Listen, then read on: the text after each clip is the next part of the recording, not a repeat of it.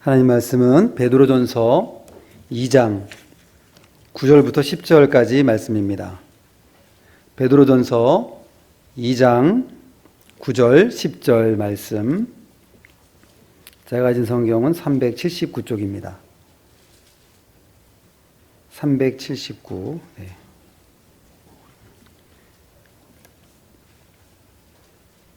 베드로전서 2장 9절부터 10절까지 말씀 제가 봉독하겠습니다. 그러나 너희는 택하신 족속이요 왕같은 제사장들이요 거룩한 나라요 그의 소유가 된 백성이니 이는 너희를 어두운 데서 불러내어 그의 기이한 빛에 들어가게 하신 이의 아름다운 덕을 선포하게 하려 하심이라. 너희가 전에는 백성이 아니더니 이제는 하나님의 백성이요 전에는 국류를 얻지 못하였더니 이제는 국류를 얻은 자니라. 아멘. 오늘 말씀의 제목은 그리스도인의 존귀한 신분이란 제목으로 같이 말씀을 나누고 함께 은혜 받기를 원합니다. 그리스도인의 존귀한 신분. 우리는 그리스도인으로서 또 하나님의 자녀로서 백성으로서 참 존귀한 위치와 존귀한 신분을 이미 갖고 있습니다.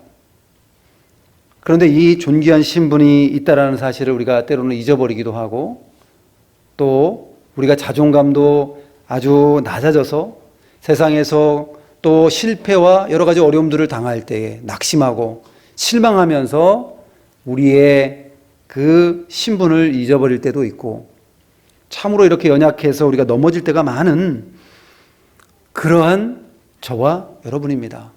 그리고 누구나 다 행복하게 살기를 원합니다. 다 여기 계신 분들도 다 행복하게 살기를 원하시고 즐겁고 행복하게 살기를 원하는데 그러나 그것이 잘 되지 않을 때가 또 있습니다. 그 행복은 어디로부터 과연 오는 것인가? 우리의 행복은 바로 우리가 누구인지 아는 것으로부터 시작을 하고 우리가 또 누구인지 아는 것으로부터 끝난다고 말씀을 드려도 과언이 아닙니다. 그래서 우리가 자존감에 대해서도 이 시간 같이 한번 좀 생각을 좀 해볼 텐데요. 세상 사람들의 자존감이 아니라 그리스도인으로서의 자존감이 어때야 하는가? 자존감이라는 그 사전적인 의미를 좀 찾아보니까 자신을 존중하고 사랑하는 마음이다. 자신의 능력과 한계에 대해 어떻게 생각하는지에 대한 자신의 전반적인 의견이다. 그렇게 나와 있습니다. 그러니까 자존감이라고 하는 것은 자기 스스로가 자기 스스로를 어떻게 생각하느냐에 따라서 자존감이 결정이 됩니다. 자존감이 높으면 사실은 행복한 사람이고요. 자존감이 낮으면 불행한 삶을 살게 되어 있습니다. 우리가 자존감을 좀 잘 가져야 할 텐데 자존감을 무슨 학원에 가서 영어, 수학 공부하듯이 막 공부해가지고 우리 자존감을 끌어올리고 성적 끌어올리듯이 해서 우리 자존감을 끌어올리는 것이 아니라 사실은 우리가 누구인지를 알면 자연스럽게 우리는 자존감을 갖고 자긍심을 가지고 살아갈 수가 있습니다. 우리나라가 얼마나 참 각박한지 모릅니다. 경쟁이 또 얼마나 치열한지 모릅니다. 그래서 자료를 제가 PPT 한 몇 개 준비했는데요. 그냥 한번 좀 띄워주세요. 제가 좀 찾아보니까 청년의 실업률에 대해서 한번 좀 찾아봤습니다. 그랬더니 여기 보시는 바와 같이 전체적으로 세계적으로 지금 미국의 실업률이 이렇게 쭉쭉 내려가고 있습니다. 그리고 OECD 평균도 실업률이 이렇게 쭉 내려가고 있습니다. 일본도 실업률이 내려가고 있습니다. 그러니까 취업이 잘 된다는 거죠. 그런데 유독 대한민국만 지금 그 실업률이 쭉 올라가고 있습니다. 이거 무슨 얘기냐면 그만큼 직장을 잡기가 어렵고 일자리 찾기가 상당히 어렵다는 것을 보여줍니다. 다음이요. 여기에 보면 그 세계의 행복도를 조사해 놓은 게 있더라고요. 영국 레스터 대학에서 행복 지도를 만들어 놨습니다. 어느 나라가 행복한가? 그래 봤더니 붉은 쪽에 색깔이 칠해져 있는 나라가 행복하겠다고 느끼는 나라예요. 그리고 이 파란색으로 갈수록 그리고 무색으로 갈수록 불행하다고 느끼는 그런 나라인데, 한국이 글씨가 작아서 잘 안 보이시죠? 맨 밑에 보면 한국이 나오고 거기에 등수가 나오는데 102위라고 써 있습니다. 102위. 102위에 어떤 우리가 그런 행복감을 느끼는 지수가 이렇게 낮은 나라가 되었습니다. 이제 두 가지만 더 볼 건데요. 다음 보시면 여기에 보면 오른쪽에 있는 내용을 먼저 보시면 OECD 국가의 어린이 청소년의 물질적인 행복도입니다. 오른쪽에 보면 오른쪽에 파란 글씨로 되어 있는 파란 그 그래프가 있는데 한국이 나오는데 4위입니다. 4위.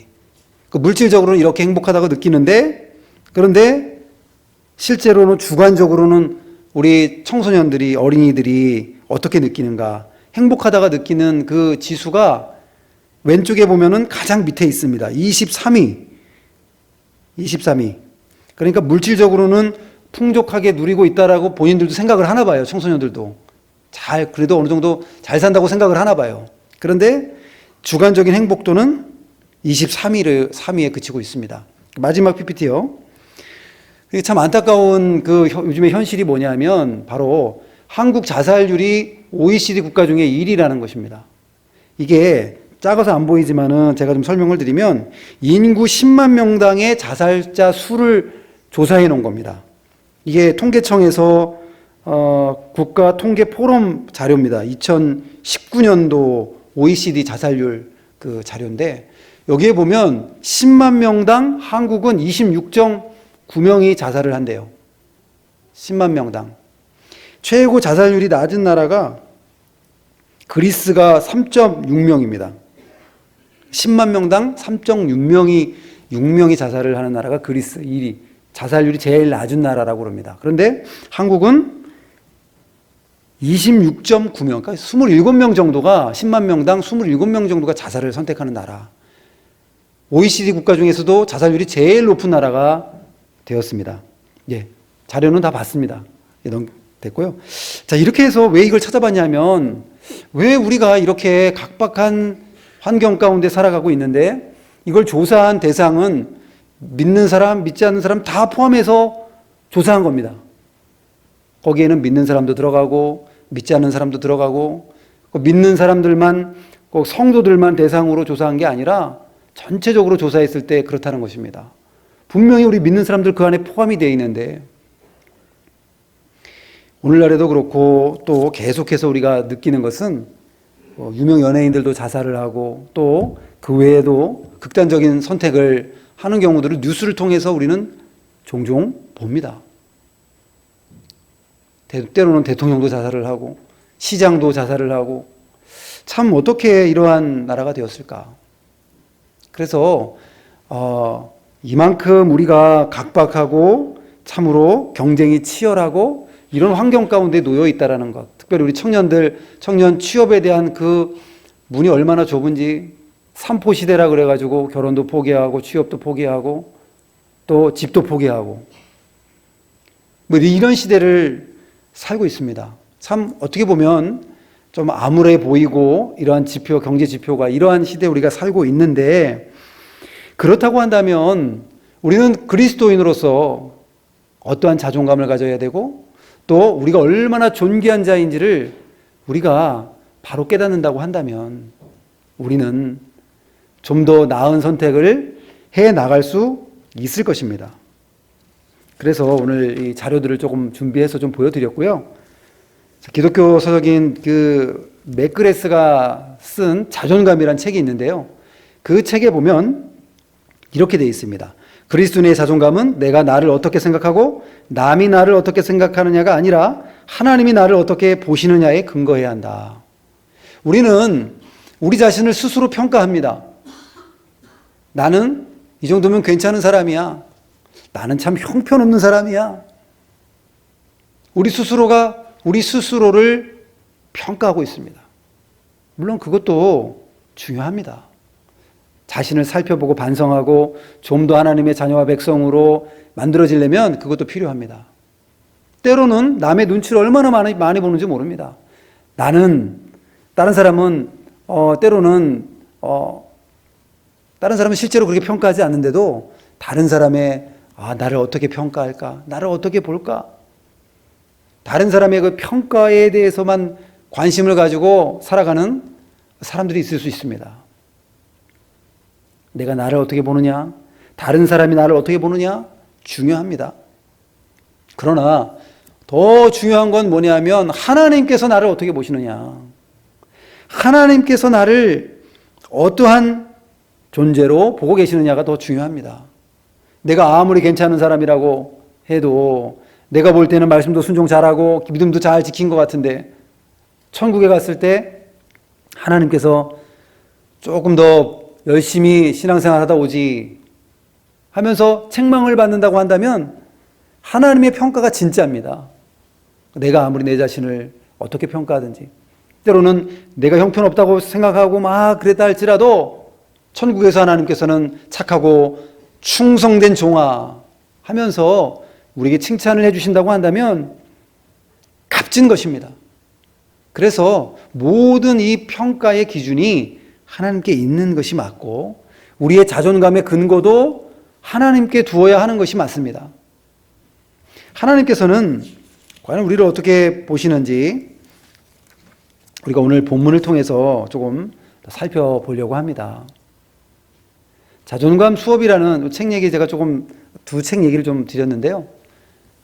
자존감이라는 책이 있습니다. 자존감 수업이라는 책이 있는데 물론 세상 사람들이 쓴 세상 학자가 쓴 책인데 윤홍균 씨가 쓴 그 자존감 수업이라는 책을 좀 읽어봤는데요. 거기에 보니까 자존감이 높은 사람이 세 가지가 높다고 합니다. 세 가지.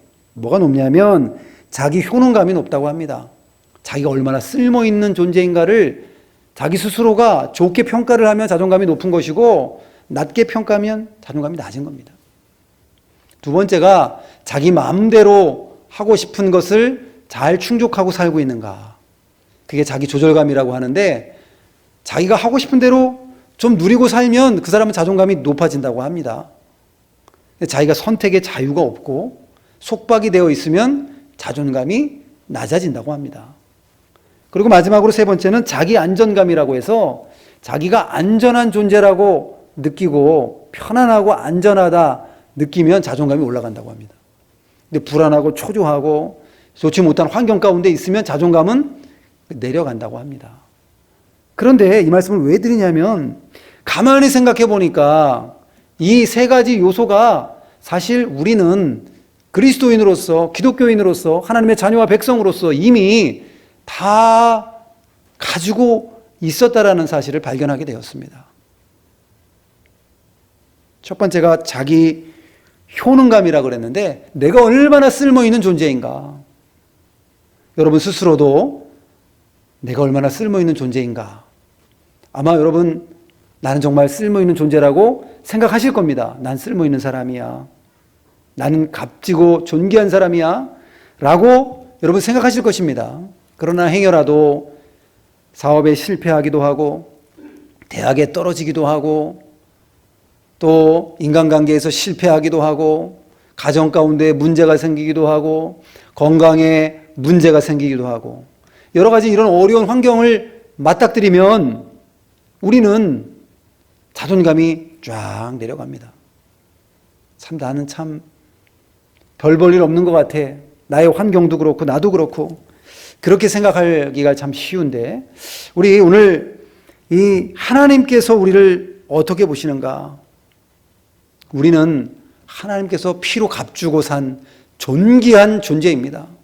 로마서 5장 8절에도 보면 우리가 아직 죄인 되었을 때 그리스도께서 우리를 위해 죽으심으로 하나님께서 자기에 대한 우리에 대한 사랑을 확증하셨느니라.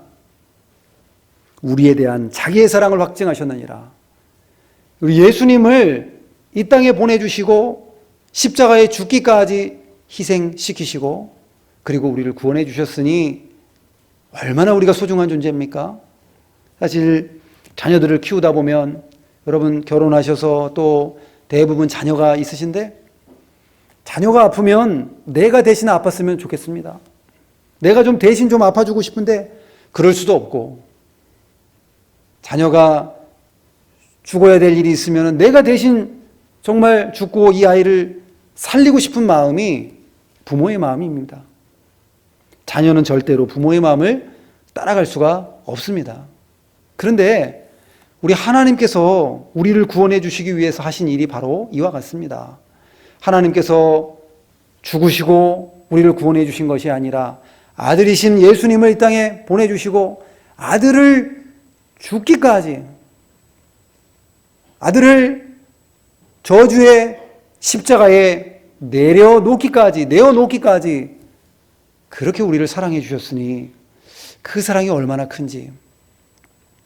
우리는 하나님의 사랑에 대해서 생각하는데 참 이해할 수가 없습니다. 아니, 어떻게 도저히 우리 생각으로는 우리 자녀를 누구를 살리기 위해서 대신 죽게 한다고 한다면 여러분, 자녀를 내어주실 분이 계십니까? 막 한 분도 없을 겁니다.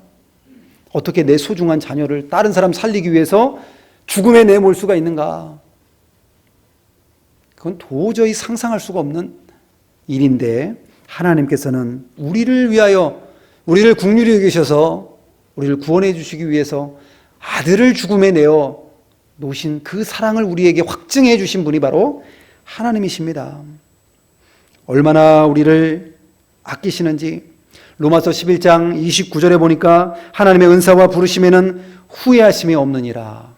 우리를 부르시고 우리에게 은사로 구원을 선물로 주시고 우리에게 여러 가지 또 은혜의 선물들을 주시는데 우리를 부르신 것에 대해서 후회하심이 없다 그랬습니다. 누구를 구원해 놓고 보니까 괜히 구원했다. 말씀 순종도 안 하고 잘 살지도 않는데 나를 공경하지도 않고 내가 이 구원한 거를 취소해야 되겠다. 이렇게 하시는 분이 아니십니다. 우리를 무조건적으로 선택해 주시고 우리가 죄인 되었을 때에 억만제약 가운데 있을 때에 우리 창세전에 우리가 뭔가 잘한 것이 있어서 조금 잘난 것이 있어서 아니면 구원받을 만한 조금의 실마리가 보여서 우리를 구원해 주신 것이 아니라 아무것도 우리가 창세전에 우리가 아무것도 아닐 때에 무조건적으로 우리를 택해 주셨으니 얼마나 우리가 큰 은혜를 입었습니까? 우리는 알고 보면 존재 자체가 존귀한 것이고 우리 존재 자체가 기적입니다. 여기 오늘 9절에 보니까 그러나 너희는 택하신 족속이요 왕같은 제사장들이요 거룩한 나라요 그의 소유가 된 백성이니 우리를 그렇게 표현하고 있습니다. 너희는 택하신 족속이요. 이사야 43장 20절에 보면 장차 들짐승 곧 승냥이와 타조도 나를 존경할 것은 내가 광야의 물을 사막의 강들을 내어 내 백성 내가 택한 자에게 마시게 할 것임이라. 내 백성과 내가 택한 자들에게 마시게 할 것이다. 얼마나 우리를 소중히 생각해 하시는지 오늘 말씀을 통해서 알 수가 있습니다. 우리가 선택받았다라는 것 이 자체 이것만 해도 우리는 이미 자존감에 대한 큰 근거를 이미 갖고 있습니다. 하나님의 사랑을 입었다라는 것 자체 이것만 해도 하나님의 자녀와 백성이라는 사실 그 자체만 해도 우리는 이미 쓸모있는 존재이고 쓸데없는 존재가 절대 아닌 것입니다. 왕같은 제사장이라고 그랬습니다. 이 표현은 왕정에 서 있는 제사장이라는 뜻도 있고 왕이면서 동시에 제사장이라는 뜻도 있습니다. 그런데 왕이면서 동시에 제사장인 그 뜻을 조금 더 옳게 여기고 있는데 왕이면서도 제사장만 해도 얼마나 존귀합니까? 구약의 제사장들은 백성들을 대신해서 하나님 앞에 제사를 드렸습니다. 하나님 앞에 직접 관계하면서 제사를 드렸던 이 존귀한 제사장. 구약에는 제사장만 제사를 드릴 수 있었지만 그러나 예수님께서 십자가에 죽으시고 우리를 모든 사람을 제사장 삼아 주셨습니다. 이제는 우리가 누구나 예배드릴 수 있습니다. 누구나 기도할 수 있습니다. 누구나 나와 하나님과의 1대1과의 관계 속에서 하나님께 예배할 수 있습니다. 혼자도 길을 가다가 운전을 하다가 찬송하고 또 그 외에도 나 혼자 있을 때에도 혼자 하나님께 예배드릴 수 있고 기도할 수 있고 내가 이제는 제사장이 되었습니다. 존귀함을 입은 사람들이 되었습니다. 왕이 또 되었습니다. 왕. 장차 천년왕국 때에 우리 예수님과 같이 장차 왕노릇한다 그랬습니다. 예수님과 같이 만국을 다스리는 권세를 우리가 받을 텐데 우리는 이미 왕인 것입니다. 왕이면 왕의 채통을 지켜야 되고 왕의 품위를 지켜야 됩니다. 언어와 행실과 이 모든 것들이 다 왕으로서의 자격을 갖춰야 하는 것입니다. 예전에 그 상영했던 광해라는 영화가 있었습니다. 왕이 된 남자인가요? 그 부제가 그랬던 것 같은데 그 내용 보면 거기에 광해군하고 똑같이 생긴 광대가 있었습니다. 그런데 그때 어떤 일이 있어서 몸이 아팠는지 대역이 필요한 겁니다. 대역이. 잠깐 왕노릇할 사람이 필요한데 보니까 광대가 똑같이 생긴 거예요. 그 왕 흉내도 잘 내요. 그래서 그 사람을 왕으로 잠깐 데려와가지고 왕이 아파서 그 누워있는 동안에 혹시라도 어떤 봉기가 일어나고 반란이 일어날까봐 왕이 아픈 것을 숨기면서 광대를 왕으로 잠깐 세워놨습니다. 그랬더니 이 왕노릇을 하긴 하는데 혼자 있을 때는 자꾸 광대가 자꾸 생각이 나는 거예요. 걸음걸이도 광대 걸음걸이로 혼자 있을 때 막 걸어가고 자기가 광대 짓을 막 혼자 하고 있습니다. 들키지 않도록. 여러분, 우리는 왕입니다. 하나님의 자녀와 백성입니다. 존귀함을 입은 자들입니다. 그런데 옛 습성을 못 버리고 아직도 옛날 거지와 같이 죄 가운데 뒹굴고 그 가운데 생활했던 것처럼 그 시절을 그리워해서 옛날 습성대로 자꾸 돌아간다고 한다면 우리는 참으로 어리석은 자가 될 것입니다. 왕이면 왕과 같이 우리가 행실과 언어와 모든 품격을, 인격을 갖추고 왕의 자세로 우리가 살아가야 될 것입니다. 그리고 거룩한 나라라 그랬습니다. 거룩하다라는 뜻은 구별된다는 뜻인데 세상과 구별되고 딱 봐도 하나님을 믿는 하나님의 백성이구나. 예수님을 믿는 사람들이구나. 어디에 가도 딱 표가 나고 이 검은 닭들이 쫙 있는데 백조가 하얀색 백조가 딱 있을 때 구별이 확 되는 것처럼 우리가 어디에 가든지 간에 참 예수 그리스도의 향례와 소금의 역할, 빛의 역할을 잘 감당해야 되겠습니다. 구별된 생활. 세상과 섞여가지고 그냥 세상 사람인지 예수님 믿는 사람인지 세상에서는 그렇게 살다가 또 그렇게 사는 게 세상에서 편할 수는 있습니다. 왜냐하면 부담을 안 주니까 내가 예수님 믿는 것도 속이고 식기도 할 때도 다 기도하면 좋은데 그러시는 분은 없으시겠죠. 기도하는 거 창피해가지고 그냥 기도 안 하고 식사하고 그것이 아니라 우리는 당당하게 거룩한 나라의 백성으로서 우리는 구별된 그런 삶을 살아야 할 것입니다. 그리고 그의 소유가 된 백성이라 그랬습니다. 우리는 하나님의 소유가 된 백성입니다. 이 소유라는 뜻은 원어로 포이 애신이라고 하는데 찾아보니까 이게 특별한 대가를 지불하고 획득한 것이라고 합니다. 그냥 내가 원래부터 있었던 소유물이 아니라 특별한 대가를 지불하고 내 것이 된 소유물입니다. 하나님께서는 예수 그리스도를 이 땅에 피를 흘려 죽게 하시고 그 피값으로 예수님의 생명값으로 우리를 사서 구속해서 구원해 주셨으니 우리는 하나님의 소유가 되었습니다. 하나님의 소유가 됐다라는 사실은 정말 놀라운 사실입니다. 하나님의 소유가 되면 그 다음부터는 하나님께서 그 소유를 보호하십니다. 여러분이 가지고 있는 가장 소중한 그 소유물이 아파트일 수도 있고 자동차일 수도 있습니다.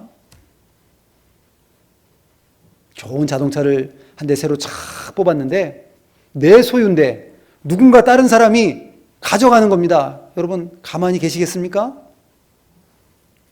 쫓아가서 뺏어오든지 경찰에 신고하든지 아마 난리가 날 겁니다. 어떻게든지 내 소유물을 지키려고. 하나님께서 하나님의 소유가 된 우리를 그렇게 지켜주시고 보호하십니다. 힘들고 어려운 상황 가운데 있을 때, 아슬아슬한 순간 가운데 있을 때, 사망의 음침한 골짜기와 같은 어려운 시절을 맞을지라도 하나님께서는 우리를 주의 막대기와 지팡이로 우리를 보호하시고 안위하실 것입니다. 로마서 14장 8절에 보면 우리가 살아도 주를 위하여 살고 죽어도 주를 위하여 죽나니 그러므로 사나 죽으나 우리가 주의 것이로다. 사나 죽으나 우리가 다 주의 것입니다. 로마서 14장 8절 말씀. 우리의 소유가 다, 내 모든 것들이 다 하나님 것이고 사나 죽으나 우리가 하나님의 것입니다. 여기에 우리의 소망이 있습니다. 하나님께서 우리를 보호하시고 또 돌봐주실 것이기 때문에 그렇습니다. 그렇기 때문에 우리가 실패하더라도 절대로 낙심하고 절망할 필요 없습니다. 우리의 자존감은 이미 하나님께서 존귀하게 설정을 해놓으셨습니다. 이걸 모르기 때문에 때로는 넘어지고 실패하고 낙심하고 일이 잘 될 때는 자존감이 쫙 올라가다가 실패하면 자존감이 쫙 떨어지고. 그러나 이 모든 것들이 하나님의 섭리 가운데 되어집니다. 실패도 하나님의 섭리 가운데 보면 진정한 실패라고 할 수가 없습니다. 하나님께서 모든 것들을 다 설정하시고 우리를 인도하시는데 요셉이 애굽의 총리가 될 줄을 어떻게 알았겠습니까? 11곡식단이 절하고 해와 달과 11별이 절을 할 때에 물론 누가 봐도 뭔가 존귀한 사람이 될 거라는 생각은 했겠지만 아니 이스라엘 나라도 아니고 이집트에 가서 총리를 할 줄을 어떻게 알았겠습니까? 하지만 요셉은 그 속에 꿈을 가지고 나아갔는데 요셉이 계속 실패 속으로 들어갑니다. 구렁텅이에 빠지고 형들이 구덩이에 빠져서 죽이려고 하다가 미디안 상인들에게 팔고 보디발 집에 갔다가 또 보디발의 아내의 그 잘못된 그 고소에 의해서 또 감옥에 가게 되고 그러다가 술 맡은 관원장이 그 꿈을 해석해주고 나중에 한 2년 정도 지나가지고 바로왕에게 바로의 꿈을 해석해주기 위해서 모세가 요셉이 등장하게 되고 그리고 애굽의 총리가 되었습니다. 만일에 요셉이 이 꿈을 이루기 위해서 애굽의 총리가 되어야 되겠다. 그리고 정치가 밑에 가서 종으로 들어가가지고 신발 닦고 빨래하고 막 이런 것부터 시작을 해가지고 쭉 밟아가지고 정치가의 집에 들어가서 어떻게 저렇게 해가지고 국회의원 되고 어떻게 해가지고 총리가 되고 그렇게 할 수가 있었을까요? 불가능한 일입니다. 하나님께서 설정하신 방법대로 뜻을 이뤄 나가시고 나중에 그 감옥과 같은 최고로 실패한 자리에 있는 그 요셉을 단번에 총리의 자리로 올려놓으십니다. 하나님의 설정입니다. 그래서 우리가 실패하고 또 일이 잘 안 될 때에도 자존감이 쭈그러져 가지고 낮아져 있을 필요가 없습니다. 하나님의 모든 과정 가운데 나를 인도하신다라는 생각, 그리고 또 내가 하나님의 소유요, 하나님의 또 왕같은 제사장이요, 하나님의 거룩한 백성이라는 이 사실을 잊지 말아야 할 것입니다. 우리는 이미 존재 자체가 기적입니다. 사람이 태어날 확률이 정자가 3억 개, 난자가 하나가 만나야지 3억 개 중에 하나가 만나서 수정이 된다고 합니다. 3억 분의 1, 상상할 수 없는 수치입니다. 수학을 좀 아시는 분들은 3억 분의 1 하면 거의 제로에 가깝지 않겠습니까? 3억 분의 1이라는 것은 거의 아주 희박한, 우리 한 사람 한 사람 태어난 것 자체가 이미 기적이고 이미 우리는 소중한 존재입니다. 게다가 우리가 예수님 믿었다는 사실, 우리가 하나님 앞에 선택받았다는 사실, 이것이 얼마나 큰 기쁨인지 우리는 우리 자신을 존귀한 하나님의 자녀로 인식해야 할 것입니다. 두 번째는, 첫 번째가 자기 효율감이라고 그랬습니다. 자기가 얼마나 쓸모있는 존재인가. 두 번째가 자기 조절감이라 그랬는데 자기가 얼마나 자유롭게 일을 선택하고 할 수 있느냐. 이게 높은 사람은 자존감이 높다고 세상 학문에도 얘기하는데 우리 그리스도인들은요, 이미 자유함을 입은 사람들입니다. 우리 특별히 기독교인의 그 자유는 죄를 져도 되고 죄를 질 수 있는 자유, 또 하나님의 말씀을 순종할 수 있는 자유, 그런 자유를 기독교인의 자유라고 정의하지 않습니다. 우리 기독교인의 자유는 자발적으로 기쁨으로 하나님의 말씀을 순종할 수 있는 것을 자유라고 표현합니다. 우리는 다 자유가 있는 사람들입니다. 이 시간에 여러분들은 억지로 온 사람이 없고 다 자발적으로 여러분 발로 이 자리에 은혜 받기 위해서 오셨습니다. 여러분은 이미 자유가 있는 사람들입니다. 하나님께서는 우리를 로봇으로 만들지 않으셨습니다.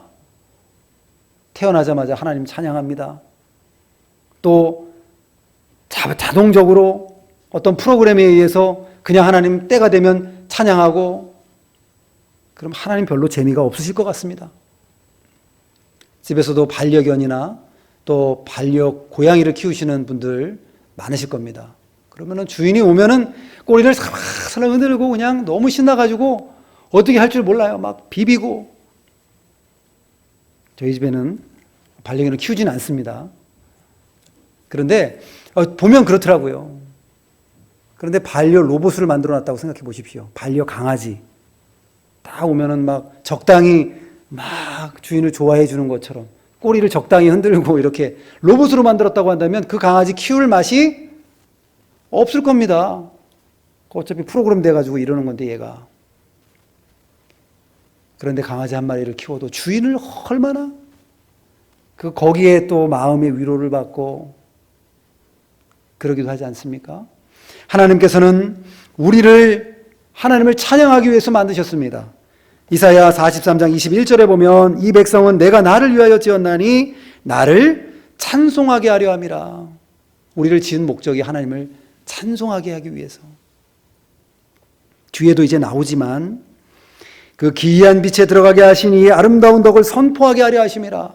결국은 하나님을 자랑하고 하나님을 전하고 하나님을 찬양하기 위해서 우리를 그와 같이 택해 주셨다라고 말씀하고 있는 것입니다. 요한복음 8장 32절에 보면 진리를 알지니 진리가 너희를 자유롭게 하리라. 사망의 권세에서, 죄의 권세에서, 마귀의 권세에서, 율법의 권세에서 우리를 올가매고, 그래서 우리가 꼼짝달싹 할 수 없을 정도로 우리가 속박 가운데 있었는데 예수님을 통하여서 우리는 이 속박을 다 벗어버리게 하시고 자유함을 입게 하셨습니다.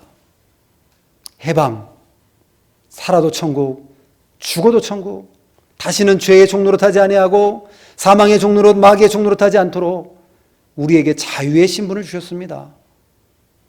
그러니 얼마나 우리가 자유로운 존재입니까? 억지로 우리가 예배를 드리고 억지로 찬양하면 그 사람은 정말 자유함을 입은 사람이 아닙니다. 그러나 그냥 내버려둬도 하나님을 기뻐서 찬송하고 하나님께 영광 돌리고 기쁨으로 나아간다고 한다면 그 사람은 이미 자유함을 입은 사람입니다. 여기에 계신 분들 하나님 앞에 나와서 기쁨으로 감격으로 감사로 하나님께 예배드리고 계시다고 한다면 마음이 흐뭇하시고 마음이 편안하신 분들입니다. 자유함을 여러분 입은 분들입니다. 우리가 신앙생활 할 때에도 이와 같이 정말 억지로 하는 것이 아니라 자유함을 입은 사람답게 하나님을 기쁘시게 섬겨드리는 우리가 되어야 할 것입니다.